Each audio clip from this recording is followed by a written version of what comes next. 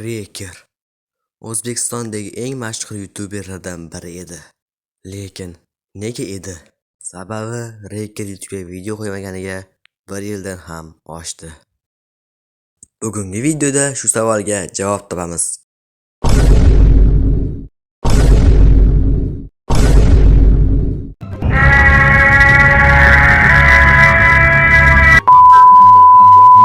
Assalomu alaykum. Reker, nega YouTube'dan ketdingiz va qachon qaytasiz? 1 hour later. Va alaykum assalom, men YouTube'dan ketmadim va hali qaytaman. Hozircha mening ishlarim ko'p, shuning uchun hozir video tayyorlashga ham qiziqish, ham imkon, ham vaqtim yo'q. Lekin men albatta qaytaman. Keyin Reker meni bloklab qo'ydi.